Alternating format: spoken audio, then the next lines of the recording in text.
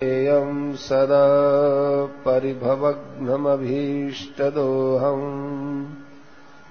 तीर्थास्पदं शिवविरिञ्चिनुतं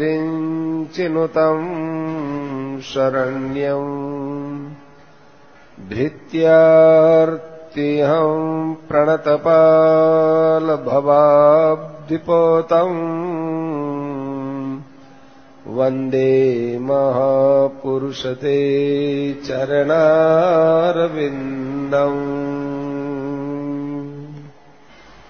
लेख है थोड़ा बड़ा है।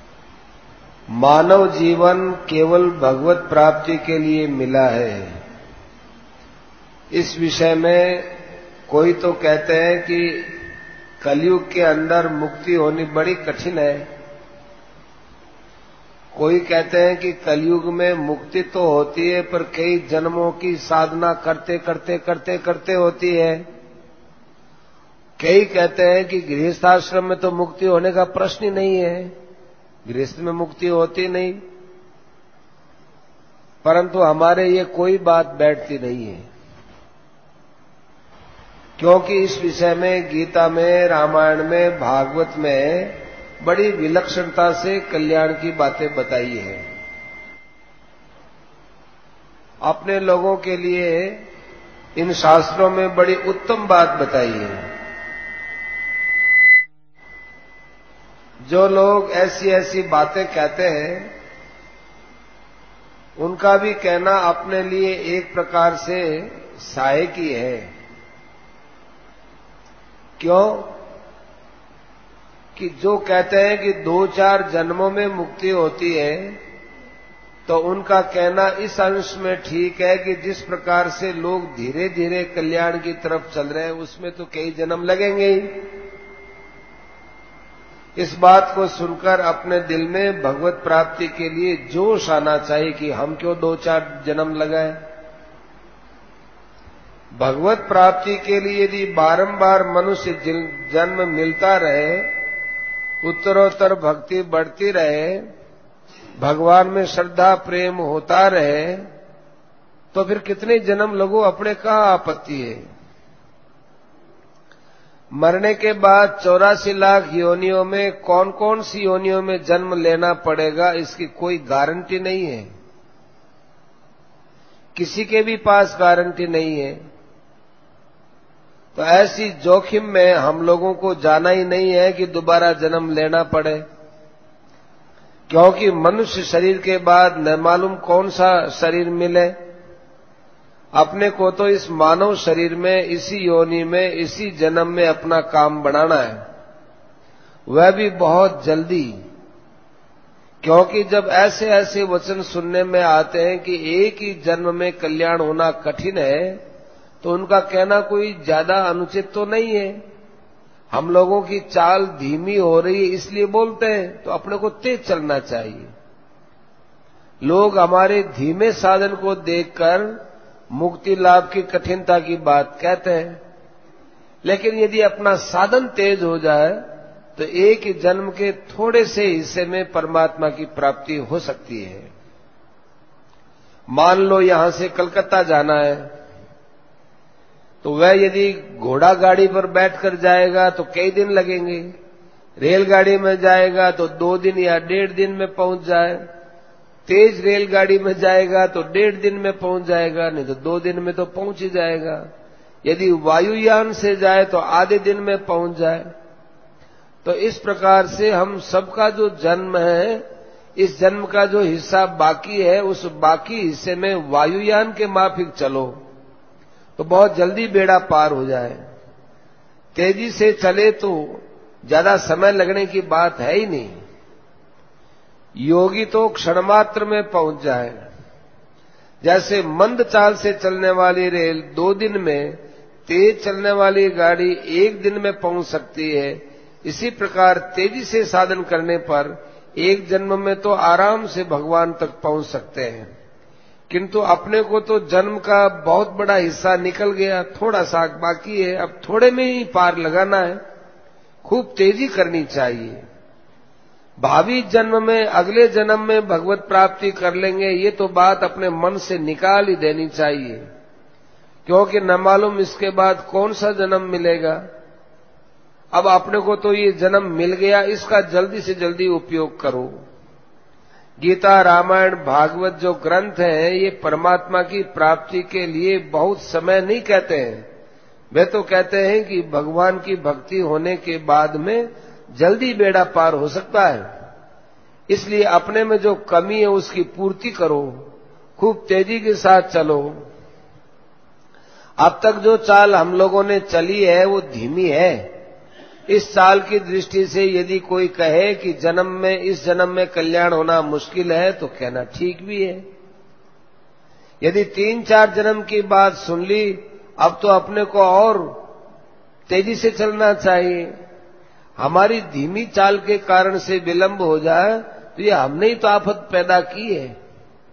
कोई कहते हैं कलयुग में मुक्ति नहीं होती, तो हमारे शास्त्र तो बोलते हैं कल युग समयुग आन नहीं, जो नर कर विश्वास, गाय राम गुण गण विमल भवतर बिनहि प्रयास। कलयुग के समान तो कोई युग नहीं है। भगवान के निर्मल विशुद्ध गुणों का गान करो, बिना ही परिश्रम के संसार से पार हो जाओ। दूसरे ये कहते हैं कि गृहस्थाश्रम में कल्याण नहीं होता, तो ये बात तो बिल्कुल ही नहीं माननी चाहिए। क्योंकि हमारे पुराने जमाने के जितने शास्त्र हैं और जो इतिहास मिलता है वो सब गृहस्थियों के ही मिलते हैं। जितने उच्च कोटि के महापुरुष हुए, जैसे वेदव्यास जी वो गृहस्थी थे, याज्ञवल्क्य जी गृहस्थी थे, वशिष्ठ जी गृहस्थी थे, भरद्वाज ऋषि गृहस्थी थे, जमदग्नि ऋषि गृहस्थी थे, अत्रि ऋषि गृहस्थी थे, कश्यप जी ऋषि ये सब गृहस्थी थे। तो ये जो बात कहते हैं कि गृहस्थ आश्रम में मुक्ति नहीं होती, एकदम गलत है। सभी आश्रमों में, सभी वर्णों में परम पद की प्राप्ति हो सकती है। भगवान ने तो गीता में कहा ही है ना, मामि पार्थ व्यपाश्रित्य येपि शिव पापयोनयः स्त्रियो वैश्यास् तथा शूद्रास् तेपि यान्ति परांगतिम किम पुनर्ब्राह्मणा पुण्या भक्ता राजर्षयस्तथा। तो भगवान के भाव से, भगवान की ओर चलने से भगवान की प्राप्ति हो जाती है। अपने शास्त्रों की ये बात माननी चाहिए, लोगों की इस बात पर ध्यान नहीं देना चाहिए कि गृहस्थियों को नहीं होती। कलयुग के लिए विष्णु पुराण के 6ठे अंश के दूसरे अध्याय में एक बात आई है कि एक बार वेदव्यास जी महाराज ने कहा कि अरे कलयुग तुम धन्य हो, तुम धन्य हो, तुम धन्य हो। तो ऋषियों ने पूछा कि महाराज सतयुग से बड़ा कलयुग कहां से आ गया? किसी ने कहा त्रेता से बढ़कर कहां से आ गया, किसी ने कहा कि द्वापर से बढ़कर कैसे आ गया, इसको इतना धन्य क्यों कहा? तो वेदव्यास जी कहने लगे कि देखो मैंने कलयुग को धन्य क्यों कहा है। वैसे तो कलयुग अवगुणों की खान है, पर भगवान की भक्ति कलयुग में बहुत जल्दी पनपती है।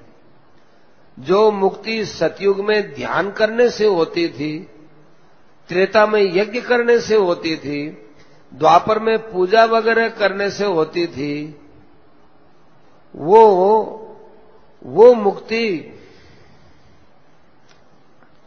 मुक्ति कलयुग में भगवान के नाम कीर्तन से हो जाती है। इसलिए अपने को हिम्मत रखनी चाहिए, विश्वास करना चाहिए, कमजोरी को अपने पास आने ही नहीं देना चाहिए। फालतू बातें हैं, निराश करने वाली बातें, निराश होने वाली बातों से दूर रहो। देखो सबसे बड़ी आशा तो यह कि हम भारतवर्ष की भूमि में आए हैं। सारी दुनिया में, सारी पृथ्वी में भारत भूमि सबसे श्रेष्ठ है। फिर अपने यहां तीर्थ स्थान में आए, मथुरा है त्रिलोकी से न्यारी ऐसा बोलते हैं, और मथुरा के इलाके में आए। मथुरा के इलाके में भी वृंदावन है, ये ब्रजभूमि है, यहां के रज भी मुक्ति देने वाली है। कितना उत्तम देश, कितना उत्तम काल। ध्यान दो, जब नीच जाति वाले भी तर जाते हैं, फिर ब्राह्मण, क्षत्रिय, वैश्य, शूद्र, स्त्रियों की तो बात ही क्या है। स्त्रियों के कल्याण की बात भी बड़ी सुगम है। वेदव्यास जी महाराज ने उसी विष्णु पुराण के 6ठे अंश में दूसरे अध्याय में कही है स्त्रियों तुम धन्य हो, स्त्रियों तुम धन्य हो। तो फिर ऋषियों ने पूछा, महाराज आज आपको हो क्या गया है? कभी कलयुग को धन्य बताते हो, कभी स्त्रियों को धन्य बताते हो। स्त्रियां तो पढ़ी लिखी नहीं होती, स्त्रियां तो केवल काम धंधा करती है, इनको आप कैसे धन्य बता रहे हो? तो व्यास जी ने कहा कि देखो, स्त्रियों को धन्य इसलिए कहा है कि पुरुष वर्ग तो यज्ञ, दान, तप और नाना प्रकार का वेदाध्ययन, स्वाध्याय वगैरह करके परमात्मा को प्राप्त होते हैं, परंतु सुहागिनी स्त्रियां केवल मात्र पातिव्रत्य धर्म के पालन करने से उसी सिद्धि को प्राप्त हो जाती है। उनका लिए कल्याण कितना सुगम है, इसलिए स्त्रियों को मैं धन्य कह रहा हूं। पुरुषों को बहुत परिश्रम करके जो परमात्मा की प्राप्ति होती है, वह परम गति स्त्रियों को सुगमता के साथ पातिव्रत्य धर्म के पालन से मिल जाती है। तुलसीदास जी ने कितनी ऊंची बात कही, एक ही धर्म एक व्रत नेम, काय वचन मन पति पद प्रेम, बिनु श्रम नारी परम गति लई, पतिव्रत धर्म छाड़ी छल गई। स्त्रियों के लिए तो ज्यादा कोई बात है ही नहीं, एक ही व्रत है, एक ही धर्म, एक ही नियम है।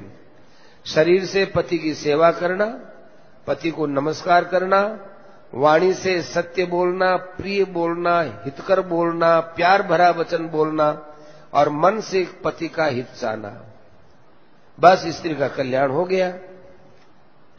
वह मन से, वाणी से, शरीर से पति के चरणों में प्रेम करे, क्योंकि स्त्री के लिए शास्त्रों में पति को तीर्थ बताया है। पति की सेवा है, ये व्रत है। पति ही साक्षात गुरु है और पति ही परमात्मा है। सब कुछ स्त्री के लिए पति ही है। ये बातें शास्त्रों में बताई गई हैं।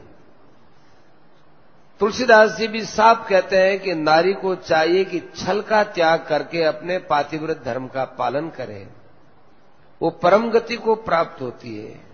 परम गति कह दो, मुक्ति कह दो, परमात्मा की प्राप्ति कह दो, एक ही बात है। तुलसीदास जी महाराज, वेदव्यास जी महाराज, सब शास्त्र स्त्रियों का पूरा पक्ष लेकर के बोलते हैं। यह ठीक है। तो ये बात हमने पद्म पुराण में भी पढ़ी कि पातिव्रत धर्म की बड़ी महिमा बताई। पातिव्रत धर्म के प्रभाव से शुक्ला के यहां साक्षात ब्रह्मा जी आए, विष्णु आए, महेश आए, और उन्होंने मुक्ति प्राप्त की। शुक्ला ने केवल भगवान के दर्शन से मुक्ति हो जाती है, फिर साथ में शिव जी और ब्रह्मा जी चले आए तो मुक्ति में बाकी क्या रहा?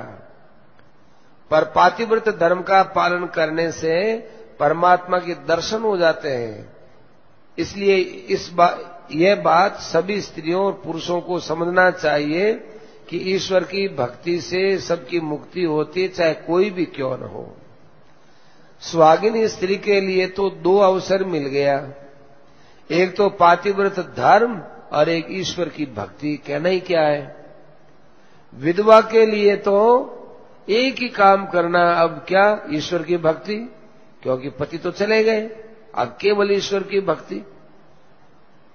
ईश्वर की भक्ति से मुक्ति होती है। कोई कहते हैं कि स्त्रियां तो पढ़ी लिखी नहीं होती, शास्त्र नहीं पढ़ती और बिना ज्ञान के मुक्ति नहीं होती, तो स्त्रियों की मुक्ति कैसे हो जाती है? तो भाई भगवान कहते हैं जो हमारी भक्ति में लगा रहता है उसको ज्ञान हम खुद देते हैं। तेषाम सतत युक्ता नाम भजताम प्रीति पूर्वकम ददामि बुद्धि योगम तम येन माम उपयांति ते। जो प्रीति पूर्वक मेरा भजन करते हैं उनको वह बुद्धि व ज्ञान देता हूं जिससे मेरी प्राप्ति हो जाती है। तो भगवान की कृपा से सब हो जाता है, चाहे स्त्री हो चाहे पुरुष हो। वेदव्यास जी ने चलते फिर वही कह दिया, चंडालो तुम धन्य हो, चंडालो तुम धन्य हो, चंडालो तुम धन्य हो। तो फिर पूछा, महाराज ये चंडालों को बताया, हम लोग बैठे हुए हमको नहीं बताया? तो कहते हैं कि भाई चंडाल जो भक्ति करता है वो भगवान को बहुत प्यारा लगता है। जो ब्राह्मण भक्ति नहीं करता और चंडाल भक्ति करता है, मुझे ब्राह्मण से बढ़कर चंडाल अच्छा लगता है, ये बात भागवत में भी आती है। देखो, भक्ति करने से निषाद राज, भक्ति करने से भील, भक्ति करने से शबरी, भीलनी, सबका उद्धार हो गया। शास्त्रों में उदाहरण भी मिलते हैं, आज्ञा भी मिलती है, विधि वाक्य भी मिलते हैं, और शास्त्रों में ऐसी कोई बात नहीं जिसमें जरा सा भी कोई पोल की बात हो, संदेह की बात हो, ऐसी कोई बात नहीं। जब नीच पुरुष का उद्धार हो जाता है, फिर ब्राह्मणों का, क्षत्रियों का, इनका तो कहना ही क्या है। किम पुनर्ब्राह्मणा पुण्या भक्ता राजर्षेस तथा।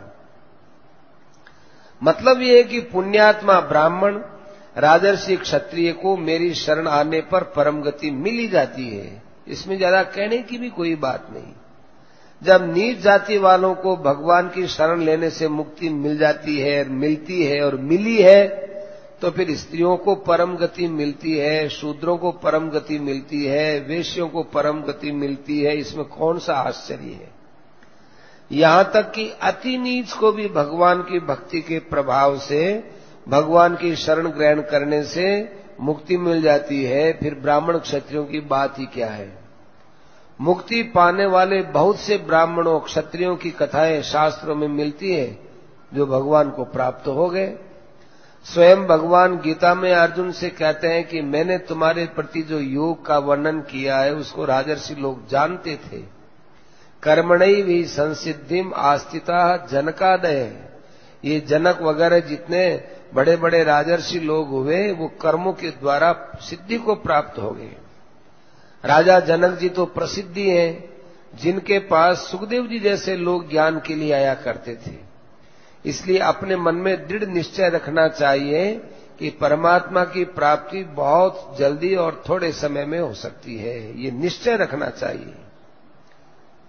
इस बात पर विश्वास नहीं है, इस कारण से हम लोगों को देरी होती है।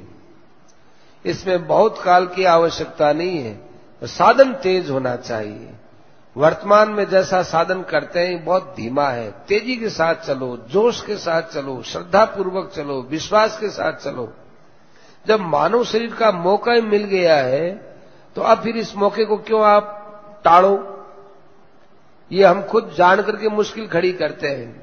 अपने को तो कमर कसकर खूब तेजी के साथ चलना चाहिए और इस जीवन के थोड़े से समय में परमात्मा को प्राप्त करके शेष समय को दुनिया की सेवा के लिए, उद्धार के लिए समर्पण करना चाहिए। जैसे तुलसीदास जी महाराज कितने उदार थे। हमारे सिद्धांत के अनुसार, शास्त्र के अनुसार उनका उद्धार तो हो ही गया, किंतु उन्होंने जिस प्रकार से रामायण, विनय पत्रिका आदि बहुत से ग्रंथ बनाए, उन ग्रंथों के प्रभाव से मनुष्यों का उद्धार हुआ है और होता ही रहेगा। तुलसीदास जी संत वे अपना उद्धार किया, दूसरों का किया और करते ही रहेंगे। तो हम लोग यदि भगवान की कृपा का आश्रय लेकर कोशिश करें तो क्या हम लोग तुलसीदास जी के समान दूसरों का उद्धार नहीं कर सकते? हमारी तो और धारणा है कि अपने यदि तेजी के साथ साधन करें तो उनसे भी बढ़कर हो सकते हैं। आश्चर्य की बात नहीं है, असंभव भी नहीं है, किंतु मन में कमजोरी ले आते हैं, अपने आप ढिलाई ले आते हैं, तो फिर उद्धार में कमी रह जाती है। भगवान ने अर्जुन को जोश दिलाते हुए कहा, तम विद्या दुख संयोग वियोगम योग संगीतम स निश्चयेन योगतव्यो योगो निर्विण्ण चेतसा। उस योग को जो महान सुख की प्राप्ति कराने वाला है, भारी से भारी विपत्ति आ जाए तो भी वो विचलित न हो, उस योग को अनिर्विण्ण चेतसा, उकताए बिना लग जाना चाहिए। ऐसे जो चलता है वो वास्तव में परमात्मा को प्राप्त होता है। महर्षि पतंजलि भी कहते हैं, तीव्र संवेगा नाम आसन्न। तीव्र वैराग्य और तीव्र अभ्यास करने वालों के लिए चित्त का निरोध बहुत निकट है। तीव्र संवेगा नाम आसन्न है। उनके लिए मृदु, मध्य और अधिमात्रा के संबंध से भी निकटतम है। मृदु मात्रा की अपेक्षा मध्य मात्रा, ये ध्यान की बातें हैं। अधिमात्रा तो बात ही क्या है, हमारा अभ्यास भी तेज हो, वैराग्य भी तेज हो, तीव्र अभ्यास हो, तीव्र वैराग्य हो, तो उससे भी परमात्मा की प्राप्ति रूप समाधि शीघ्र हो सकती है। उनके सिद्धांत में निर्बीज समाधि है, वही उनकी मुक्ति है। तो जीव इस प्रकार करने से मुक्त हो जाता है, कृतकृत्य हो जाता है। उस समाधि के साथ साधन और तीव्रतर हो जाए और जल्दी काम हो जाए तो फिर बात ही क्या है।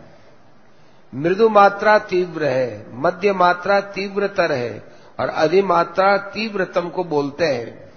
उससे बढ़कर कोई गुंजाइश नहीं है। संसार से खूब वैराग्य रखो, तेजी का वैराग्य रखो, ये आपके बहुत काम आने वाली चीज है। परमात्मा की प्राप्ति में वैराग्य बहुत जल्दी सहायक होता है। तीव्रतर हो जाए तो कहना ही क्या है, तीव्रतम में तो बस क्या बताएं। अब वैराग्य की मात्रा को और हम कैसे बताएं। जैसे जड़ भरत जी का वैराग्य था, जैसे सुखदेव जी महाराज का पहले तीव्रतर था और फिर तीव्रतम हो गया। तीव्रतम होता ही परमात्मा की प्राप्ति होती है। जनक जी के यहां जब वे गए तो कितना तीव्रतर उनमें वैराग्य रहा। यह कथा महाभारत के शांति पर्व में आती है। सुखदेव जी जब जनक जी के यहां गए तो राजा जनक ने सुंदर युवा जवान स्त्रियों को हुक्म दिया कि जाओ तुम सुखदेव जी की सेवा करो, सुखदेव जी की परीक्षा करो। वो गए, सुखदेव जी की सेवा की, सुखदेव जी के शरीर पर उपटन लगाया, उनको स्नान कराया, उनके बढ़िया बढ़िया कपड़े पहनाए। उसके बाद राजा ने स्त्रियों से पूछा क्या बात है जी। तो उन्होंने कहा क्या कहे महाराज, इनमें तो इतना तीव्र वैराग्य है, उनका किसी क्रिया पर ध्यान ही नहीं है, क्रिया करने का उन पर कोई असर भी नहीं होता। हम निलावें तो क्या, न निलावें तो क्या, कोई असर नहीं है। अब आप ध्यान दें कि स्त्रियों ने सुखदेव जी का वैराग्य किस प्रकार से बतलाया। वो फिर आगे कहने लगी कि हे महाराज, सुखदेव जी का हाथ जैसे लकवे वाले का हाथ इधर रखा तो क्या, उधर रखा तो क्या, उनके तो कोई चेष्टा ही नहीं है। स्त्रियों ने अपनी मर्जी से सेवा की।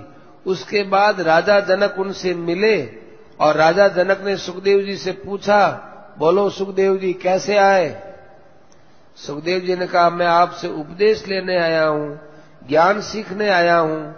राजा ने कहा तो मैं क्या कहूं, आप तो मुझसे भी बढ़कर के हैं, आप बहुत उच्च कोटि के हैं, मैं आपको क्या ज्ञान दूं, क्योंकि आपके पास तो वैराग्य है, इतना बड़ा वैराग्य है, मैं आपको क्या शिक्षा दूं। तो जनक जी के पास भी उत्कट वैराग्य के सामने ज्ञान देने की हिम्मत नहीं हुई। योग वासिष्ठ में भी सुखदेव जी की कथा आती है, उसमें थोड़ा फर्क आता है। वहां स्त्रियों की बात नहीं आती है, वहां इस प्रकार से कथा आती है कि राजा जनक को चौकीदारों ने, संतरियों ने कहा कि महाराज आपसे मिलने के लिए वेद व्यास जी का पुत्र सुखदेव आया है, क्या करना चाहिए। राजा ने कहा उसको खड़े रहने दो। आदेश के अनुसार सुखदेव जी 7 दिन तक खड़े रहे।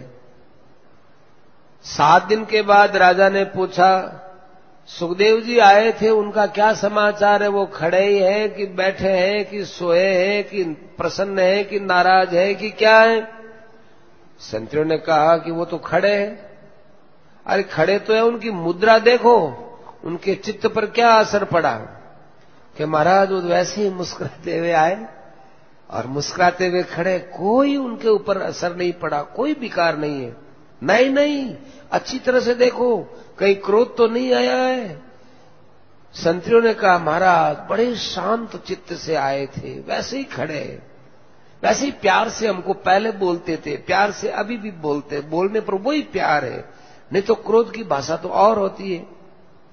राजा ने कहा फिर देख के आओ। तो फिर देख के आए कि महाराज बिल्कुल प्रसन्न है, अच्छा तो उन्हें अंदर लेके आओ। संतरी भीतर लेके आया। राजा ने कहा कहिए महाराज कैसे आए। सुखदेव जी बोले, मैं आपके पास ज्ञान सीखने आया हूं। राजा ने उनसे ज्ञान की चर्चा की, सच्चिदानंद परमात्मा की निर्गुण निराकार की बातें सुनाई। सुखदेव जी ने कहा कि देखिए महाराज, ब्रह्म के विषय में जो बात आपने कही है उसको तो मैं आपकी कृपा से जानता हूं, परंतु मेरे पिताजी ने यह उपदेश दिया था जिसे आपने कहा, किंतु मुझे वो परम शांति नहीं मिली है। परम शांति मिलनी चाहिए, उपदेश तो मैं भी देता ही हूं और सुनता भी हूं। राजा ने कहा, आपको जो शंका हो रही है कि मुझको अभी कुछ और जानना है और करना है, यही कारण है कि आपको शांति नहीं मिली। अब आपको करना जानना कुछ नहीं है, आप एकांत में जाकर ध्यान लगाइए, बस इतनी बात बाकी है। आप हमारे पास आए हैं, किंतु मैं समझता हूं आप मुझसे श्रेष्ठ हैं, कारण कि मुझ में भीतर से तो वैराग्य है, किंतु बाहर से अभी मैं वैराग्य को कर नहीं सकता हूं, क्योंकि राज्य का संचालन करता हूं। पर आपके तो भीतर भी वैराग्य है, बाहर भी वैराग्य है, उपरति की तो कोई सीमा ही नहीं है, इसलिए आप मुझसे हर दृष्टि से श्रेष्ठ हैं। तो ये सुनकर के सुखदेव जी महाराज उसी समय एकांत में गए, ध्यान लगाया तो उनको ब्रह्म की प्राप्ति हो गई। तो सुखदेव जी का ये तीव्रतर वैराग्य है, इसे तीव्रतम भी कह सकते हैं तो कोई अनुचित बात नहीं है। ऐसा जब वैराग्य हो जाता है तब उसे परमात्मा की प्राप्ति में क्या देरी लगे। हम लोगों को ऐसी ऐसी कथानकों, ऐसी ऐसी कथाओं से ये शिक्षा लेनी चाहिए कि अपने अंदर वैराग्य की ज्वाला जगती रहनी चाहिए। अरे तीव्रतम नहीं हो तो कम से कम तीव्र तो हो जाए। तीव्र वैराग्य नहीं होगा, केवल बातों ही बातें होगी तो कोई लाभ नहीं होगा। अभ्यासेन तो कौन्तेय वैराग्येन च गृह्यते। ये मन है, तीव्र अभ्यास से और वैराग्य से वश में किया जाता है, बस फिर अपना काम हो गया। योग के साधन से भी परमात्मा की प्राप्ति हो जाती है, ज्ञान के साधन से भी होती है, भक्ति के साधन से भी होती है। कलयुग में भक्ति के साधन से तो और भी सुगमता होती है। तेषाम अहम समुद्धरता मृत्यु संसार सागरात भवामि न चिरात पार्थ मैया बेशित चेतसाम। जिन्होंने अपना चित्त मुझ में लगा दिया है, उनका मृत्यु रूप संसार सागर से शीघ्र उद्धार मैं करता हूं, विलंब नहीं होने देता, अविलंब करता हूं। और पापी के लिए भगवान ने कह दिया, अपिचेत सुदुराचारो भजते माम अनन्य भाग साधुरेव समन्तव्य सम्यक व्यवसितो ही सह क्षिप्रम भवति धर्मात्मा। दुराचारी से दुराचारी व्यक्ति भी अनन्य भक्त होकर मेरी भक्ति करता है तो वो शीघ्र ही धर्मात्मा हो जाता है और उसको शांति मिल जाती है। हम लोगों में से जो अतिशय पापी है उसका उद्धार आराम से हो सकता है, परंतु इस बात के लिए निश्चय करें कि भविष्य में पाप तो करेंगे ही नहीं और भगवान का भजन कभी छोड़ेंगे ही नहीं। अनन्य भक्त बन जाएंगे तो हमारा उद्धार हो सकता है। गवर्नमेंट के राज्य में ऐसा कानून है कि गवर्नमेंट के विरुद्ध कार्रवाई करने वाले, गवर्नमेंट के कानून को तोड़ने वाले, गवर्नमेंट के विरुद्ध चलने वाले को गवर्नमेंट पकड़ लेती है और थोड़ा विरुद्ध चलने के बाद कैद कर देती है, ज्यादा विरोध करने पर फांसी दे देती है। किंतु साथ साथ में एक कानून और है, उसके आधार पर अपराधी गवर्नमेंट से माफी मांग ले और भविष्य में ऐसा काम नहीं करे, ऐसा कह दे, गवर्नमेंट के विरुद्ध नहीं चलूंगा, ऐसा बोल दे, ऐसा लिख दे, तो सरकार भी उसको माफ कर देती है। अरे जब यहां की सरकार माफ कर देती है तो फिर बताओ, भगवान तो क्षमा के सागर हैं, उनको तो क्षमा करने में आनंद का अनुभव होता है। फिर भगवान से क्षमा मांग लो, भगवान के शरण हो जाओ तो भगवान उसे क्षमा करके अपना बना लेते हैं। फिर हम तो भगवान के विरुद्ध हुए ही नहीं। फिर भी मान लो कोई गलती हो जाए, कोई आचरण हो जाए तो भगवान क्षमा करते रहते हैं। भगवान का भाव बहुत ऊंचे दर्जे का है, बहुत उच्च कोटि का भाव है। तुलसीदास जी कृत रामायण में देखो, जब विभीषण राम की शरण में आए उस समय भगवान राम सुग्रीव आदि बंदरों से पूछते, क्यों भैया, आप लोगों की क्या राय है, इस विभीषण को क्या करना चाहिए? तो कहते हैं, महाराज हमारी राय तो यही है, शत्रु आ गया है, इसको बांध लो, पकड़ लो और इसको किसी हालत में जाने मत दो। रावण का भाई आया है महाराज और बड़ी बड़ी माया जानता है, पता नहीं ये किस लिए आकर के यहां कितना नुकसान पहुंचा सकता है, इसको बांध करके रखना चाहिए, हम बंदर लोग इसकी निगरानी रखेंगे। भगवान कहते हैं, भाई आप लोगों ने सलाह तो बहुत अच्छी दी है, एक मित्र को एक मित्र के प्रति जैसी बात कहनी चाहिए वो दी है, परंतु एक बात है, मेरे मन में कुछ दूसरी बात है। आप थोड़ा विचार करो, इस आदमी की माया का हमारे पर क्या प्रभाव पड़े? कोई भी आदमी माया करके, कपट करके मेरे सन्मुख, मेरी शरण में आ सकता है क्या? यदि उसके मन में कपट है तो वो मेरे यहां क्यों आएगा? क्योंकि मेरे अंदर कपट है नहीं। तो कपट जब मेरे पास नहीं है तो वो कपट रख करके मेरे पास आ ही नहीं सकता है। सूर्य के सामने कभी अंधकार जा सकता है क्या? फिर यदि कपट रख करके आएगा भी तो ये मेरा भाई लक्ष्मण इतना बलवान है कि ये राक्षसों के झुंड को क्षण भर में मार सकता है। फिर इसके सिवा मेरा तो एक व्रत और भी है कि चाहे ब्राह्मण का हत्यारा भी क्यों न हो, मेरी शरण में आ जाए तो भाई मैं उसका त्याग नहीं कर सकता। सकृदेव प्रपन्नाये तवास्मित च याचते, मुझे यदि एक बार भी कोई कह देता है कि मैं आपका हूं तो मैं उसको अभयदान दे देता हूं, ये मेरा स्वभाव है। भरत जी भी कहते हैं, जन अवगुण प्रभु मानन काऊ, दीन बांधु अति मृदुल सुभाऊ।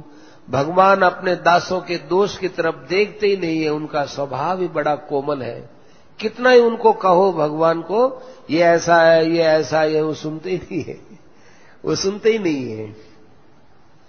वो तो कहते हैं कि भाई कोई पापी से पापी हो, ब्रह्म हत्यारा भी हो, अनंत ब्राह्मणों को मार करके भी यदि मेरी शरण में आ जाए तो भगवान कहते हैं अब मैं क्या करूं भाई, मैं तो त्याग तो नहीं कर सकता। भगवान लाचार हो जाते हैं, इतने लाचार, इतने दयावान हैं।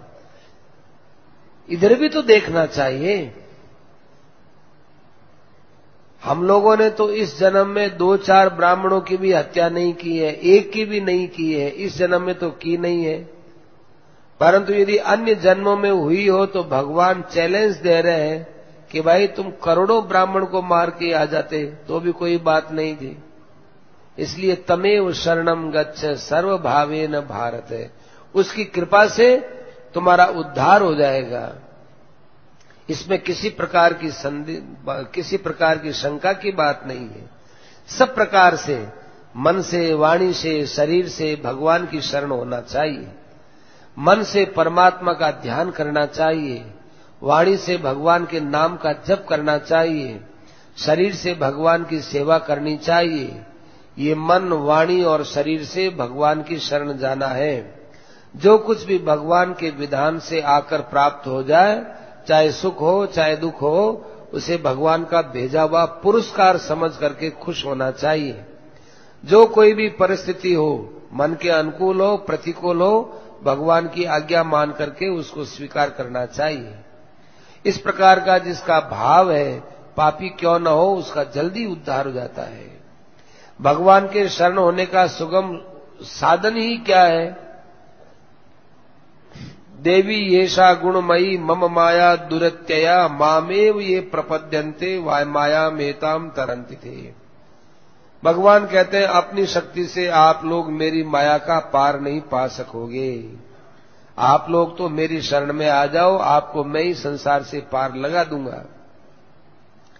वासुदेवाश्रयो मर्त्यो वासुदेव परायण सर्व पाप विशुद्धात्मा याति ब्रह्म सनातनम। जो भगवान वासुदेव के आश्रित रहता है, उनके परायण रहता है, वो सब पापों से शुद्ध होकर के सनातन ब्रह्म को प्राप्त होता है। इन सब बातों को ध्यान में रखो और सब प्रकार के संशयों को, संदेहों को, शंकाओं को छोड़ करके भगवान को तत्परता के साथ भजो, तत्परता के साथ साधन में लग जाओ। शरीर का जो बल है वो भी हमारी मदद करता है। भगवान ने हमारे शरीर में जो मन का, बुद्धि का बल दिया है वो अपनी प्राप्ति के लिए दिया है। ये संसार के अंदर बुद्धि लगाने के लिए भगवान ने बुद्धि नहीं दी है। बुद्धि में स्थिरता लाओ, बुद्धि शुद्ध होगी, तीक्ष्ण होगी। जब बुद्धि तीक्ष्ण और शुद्ध होगी तो बुद्धि में परमात्मा की बातें अपने आप पैदा होंगी। आप लोग अपनी बुद्धि को संसार में लगा लगा करके बुद्धि को विकृत कर रहे हो। खूब हिम्मत रखो, सत्संग और स्वाध्याय के द्वारा अपनी बुद्धि को मांसते रहो। जैसे भोजन करते हैं तो बर्तन ऊंठा हो जाता है, फिर उस बर्तन को मिट्टी से मांसते हैं तो बर्तन साफ हो जाता है। ऐसे आपके मन, बुद्धि, इंद्रियों को मांजने के लिए सत्संग करो। भगवान ने भी अर्जुन को उत्साह दिलाया है। क्लेब्यम मास्मगम पार्थ नैतत्वयि उपपद्यते क्षुद्रम हृदय दौर्बल्यम त्यक्तोत्तिष्ठ परंतप है। ये क्या नपुंसकता को प्राप्त हुआ है अर्जुन? उठाओ, तुम्हारे लिए ये बात अच्छी नहीं है, कमजोरी अच्छी नहीं है, ये हृदय की तुच्छ दुर्बलता तुम्हारे लिए। उठाओ, इसका त्याग करो और युद्ध के लिए खड़े हो जाओ। और जब अर्जुन तैयार हुए तो भगवान ने कहा निमित्त मात्रम, तुम तो निमित्त बनो, सारा काम मैं करूंगा। तो भाई जो उत्साह रख करके चलते हैं तो चलने का उत्साह करना, निमित्त बनना अपना काम है। आगे सारा काम तो भगवान बनाने के लिए तैयार बैठे हैं ना। हम लोगों के अंदर कोई कमजोरी आ भी जाए, साधन में कमी आ भी जाए, क्या पता किस पाप के फल से कभी नास्तिकों का संग आ भी जाए, भगवान पर या महात्मा पर कभी विश्वास उठ भी जाए, या भगवान या महात्मा का प्रभाव न भी जाने, किसी भी प्रकार से कमजोरी आ गई हो तो इस कमजोरी को तो एकदम ही हटा देना चाहिए। ये हमारे द्वारा हटने से हटेगी। अर्जुन के माध्यम से भगवान हम सबको कहते हैं कि कायरता कैसे लिया है मेरे रहते हुए। ये कायरता, भगवान रथ चलाते हैं, भगवान के सामने जैसे उसी रथ में भगवान, उसी रथ में अर्जुन, वहां कायरता कैसे आई? ऐसे उसी हृदय में भगवान, उसी हृदय में हम और उसी हृदय में हमारे कायरता, ये कैसे हो सकता है? नहीं लानी चाहिए। भगवान के आदेश का पालन न करना हमारे लिए शोभा की बात नहीं है। ये निराशा हृदय से हटा देनी चाहिए, निराशा के बादल दूर करना चाहिए, परमात्मा के लिए खड़ा हो जाना चाहिए। हम लोगों को और करना ही क्या है इस जीवन में? रुपया पैसा ये तो अपने को कमाना नहीं है, क्योंकि रुपया पैसा तो केवल निर्वाह के काम आने वाला, निर्वाह भगवान की कृपा से होता ही है। हमें परमात्मा की तरफ चलना है। इस शरीर के भीतर अपना स्वरूप आत्मा है, जिसके विषय में अभी सुन चुके हैं। शीघ्र से शीघ्र उद्धार की तरफ लगो। आज से पहले जो समय बीत गया सो बीत गया, बीती ताई बिछाड़ दे, आगे की सुध ले। पाए परम पद हाथ सुजात गई सो गई, अब राख रही को। पाया हुआ परम पद अब हमारे हाथ में आ रहा है, चला गया सो चला गया, उसकी बात करनी बेकार है।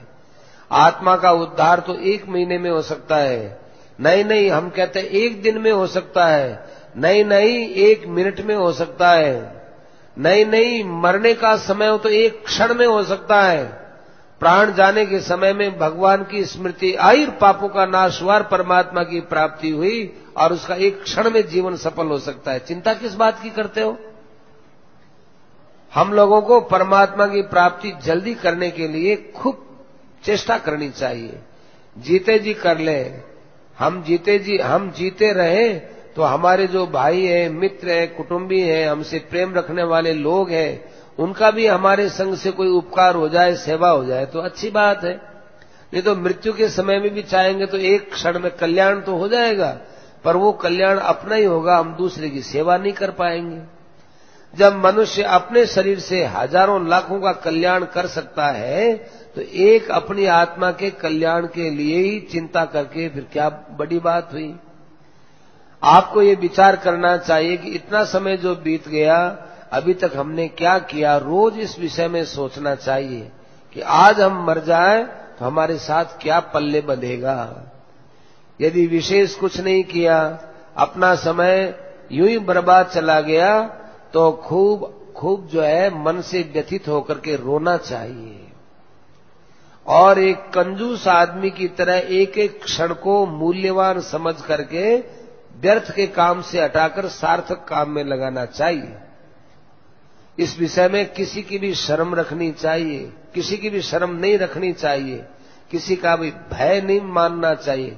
किसी के भय से, किसी के लोभ से, किसी भी काम से, किसी मोह से, किसी की शर्म से, दबाव में आकर यदि हमने एक क्षण भी व्यर्थ लगा दिया तो ये हमारी बड़ी भारी गलती हो जाएगी। क्यों लगावे हम, किस बात का डर भाई? कौन हमारा क्या करेगा कि जी कोई आया, हमने उससे बात नहीं की तो वो बुरा मानेगा, तो मानो भगवान की बात चला लो। भगवान की बात चलने पर वो नहीं माने तो हम क्या करें? उसमें यदि वो नाराज होता है तो हो जाने दो। थोड़ा सा भी समय यदि कम रह जाएगा तो भाई फिर हमको यहां जन्म लेना पड़ेगा, कितना माता के कष्ट पेट में आना पड़ेगा, कष्ट पाना पड़ेगा। इसलिए जरूरी काम को कैसे भूल रहे हैं ये खूब याद रखना चाहिए। ये जरूरी काम हमारे चित्त से उतर क्यों रहा है?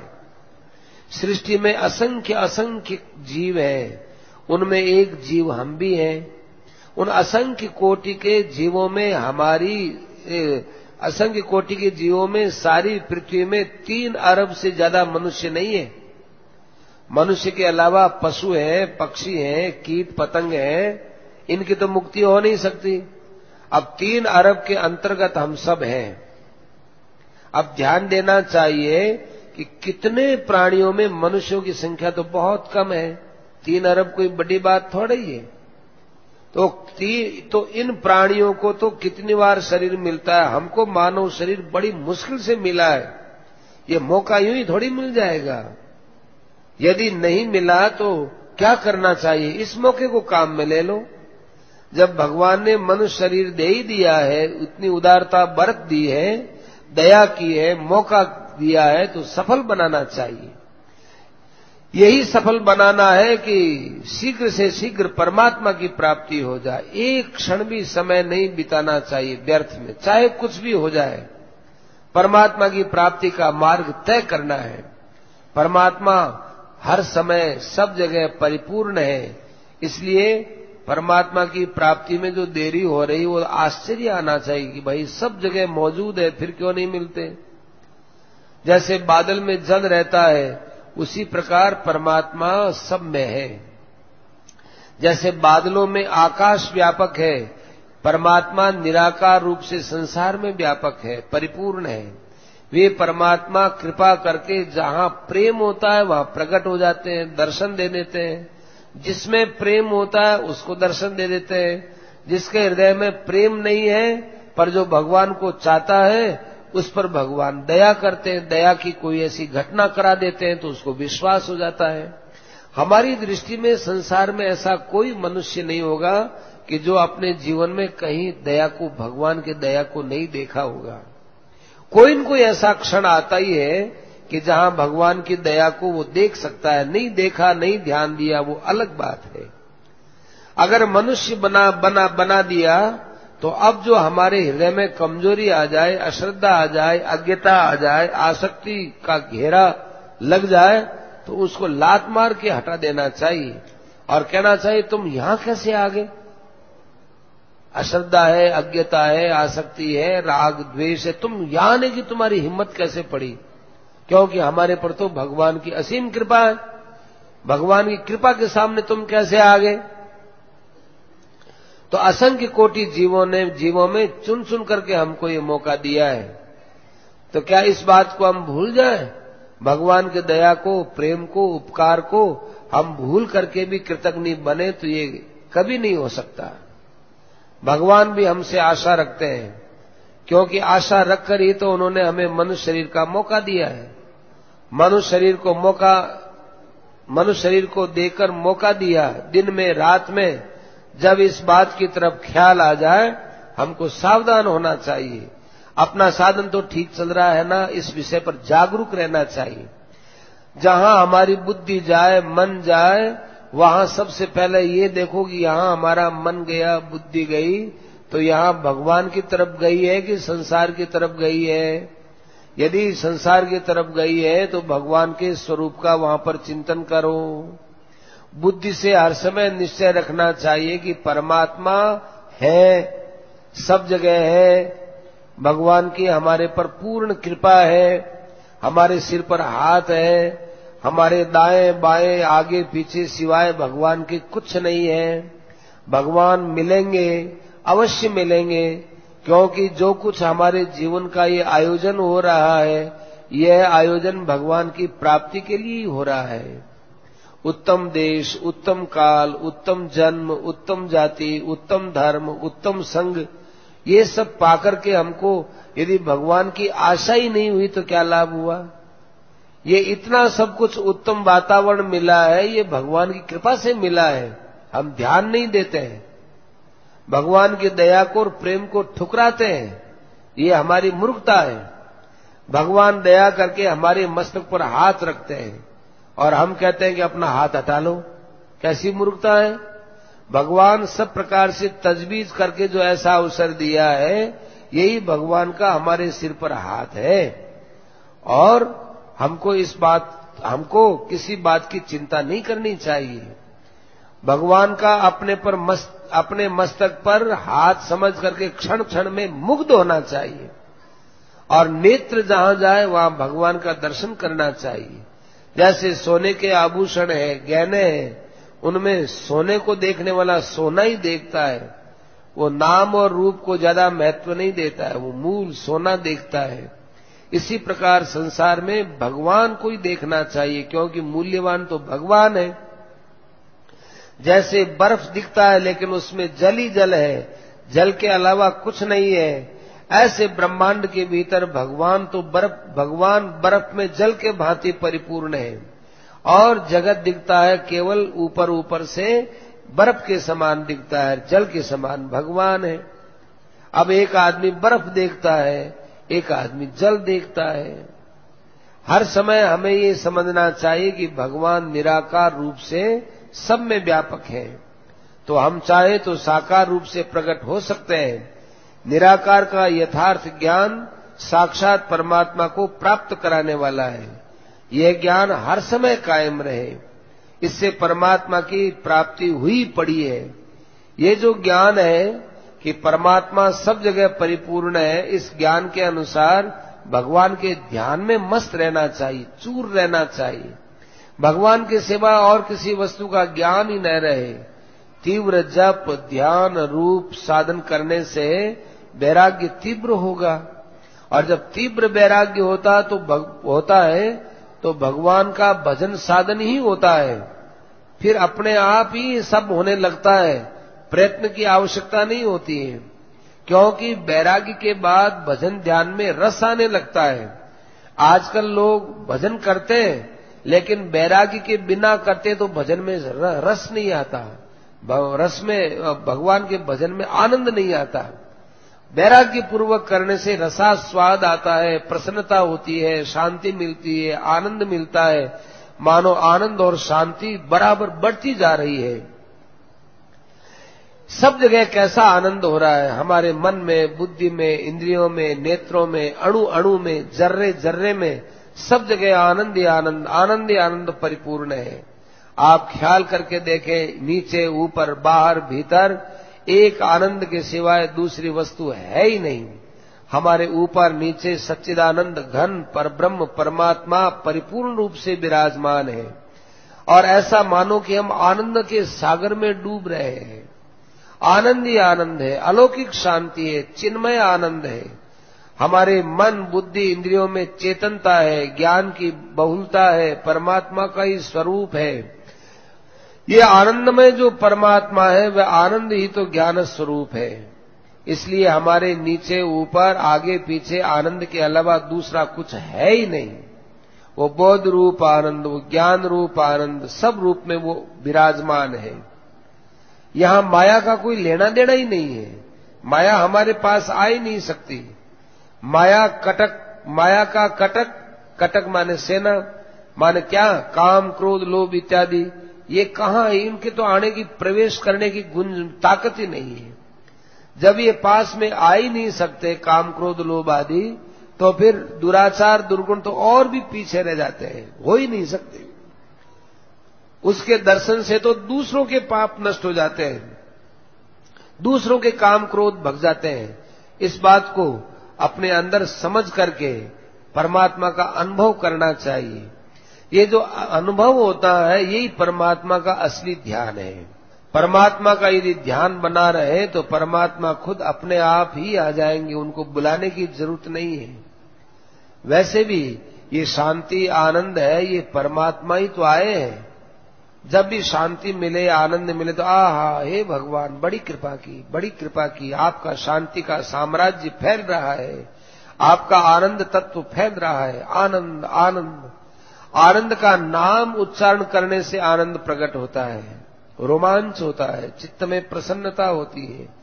आनंद ही प्रसन्नता के रूप में, शांति के रूप में, प्रेम के रूप में, सच्चिदानंद तत्व के रूप में आता है। इन सब बातों को ध्यान रखना चाहिए। हमारी वृत्ति को संसार से जल्दी हटाओ और ऐसे आनंदमय साम्राज्य में अपनी वृत्ति को ले जाओ, नहीं तो इस संसार में बहुत दुख पाना पड़ेगा। यदि भगवान के अंदर आनंदमय भाव में वृत्ति चली गई और फिर यदि हमारे प्राण चले गए तो बहुत आनंद की बात है। परमात्मा का ध्यान चाहे निराकार का करो, साकार का करो, सगुण का करो, निर्गुण का करो, मस्त हो जाओ। परमात्मा के अंदर इतने मस्त हो जाओ तो प्राण जाए तो जाओ। अंत काले च मामेव स्मरण मुक्त्वा कलेवरम यह प्रयाति समद्भावम याति नास्त्यत्र संशय है। अंत काल में मेरा स्मरण करता हुआ शरीर को त्यागता है, वो मेरे को प्राप्त होता है, इसमें कोई संदेह नहीं है। ऐसा ब्राह्मी स्थिति पार्थ नैनाम प्राप्य विमुह्यति स्थित्वा श्याम अंत काले भी ब्रह्म निर्वाण मृच्छति। ऐसी जो ब्राह्मी स्थिति है उसको प्राप्त होता है, अंत काल में भी वो परमात्मा को प्राप्त हो जाता है। निर्गुण निराकार सच्चिदानंद घन ब्रह्म के स्वरूप में स्थित हो जाए तब ये बात है। ये ब्रह्म का ध्यान है। ब्राह्मी स्थिति वाला व्यक्ति ब्रह्म के ध्यान में मस्त हो जाता है, उसकी दृष्टि में फिर सृष्टि रहती नहीं है। संसारी मनुष्य जो विषय भोगों में रचे पचे हैं, उनकी दृष्टि में एक ब्रह्म संसारी मनुष्य जो विषय भोगों में रचे पचे हैं, उनकी दृष्टि में भगवान नहीं है और संत की दृष्टि में सृष्टि नहीं है। आजकल लोग पूछते हैं भगवान कहाँ है, संत पूछते हैं ब्रह्म के अलावा ये संसार कहाँ है। उनको संसार नहीं दिखता, उनको भगवान नहीं दिखते। जो परमात्मा के ब्रह्म के स्वरूप में स्थित है, उनकी दृष्टि में संसार नहीं है। कहाँ है संसार भाई? या निशा सर्वभूतानाम तस्याम जागृति संयमी यस्याम जागृति भूतानि सा निशा पश्यतो मुने।